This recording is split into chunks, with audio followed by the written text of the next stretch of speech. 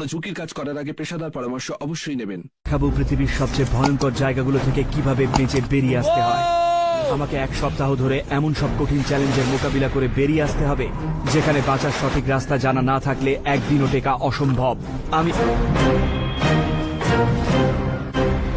সবচেয়ে ভালো উপায় হচ্ছে ব্ল্যাক সি বা কৃষ্ণ সাগরের দিকে এগোনো।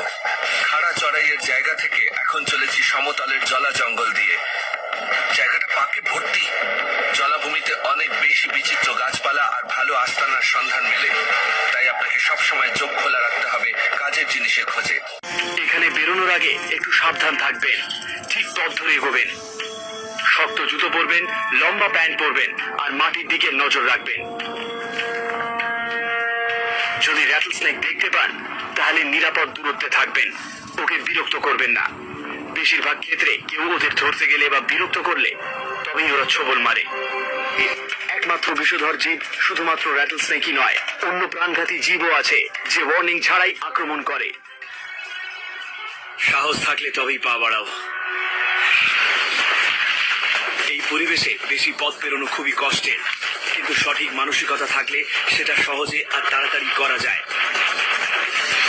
ফ্রেঞ্চ মিলিটারি পারকর নামে একটি কায়দা ব্যবহার করে। এই পদ্ধতিতে আপনার ব্যালেন্স আর গতি ঠিক রাখতে হবে আর টাল সামলে সবচেয়ে সোজা পথে এগোতে হবে। ঠিক মতো করতে পারলে অল্প সময় কঠিন রাস্তা পার হওয়া যায়। মাটিতে রয়েছে মারাত্মক স্মৃতি।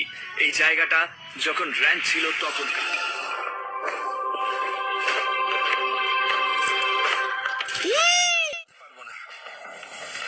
তিতির পাখি মাটিতে বাস করে। এখন ওদের বাসা বাঁধার সময়, আর এই ঘন ঝোপে ওদের বাসা পাওয়ার সম্ভাবনা সবচেয়ে বেশি।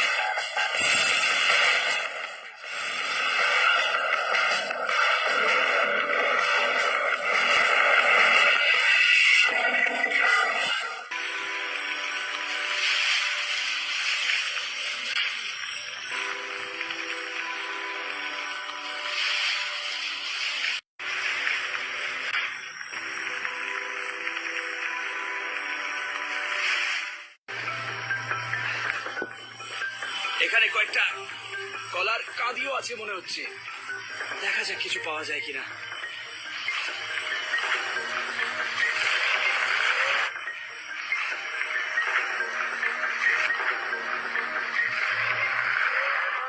জঙ্গলে যে কলা হয় তাকে আকালের খাদ্য বলা হয়ে থাকে।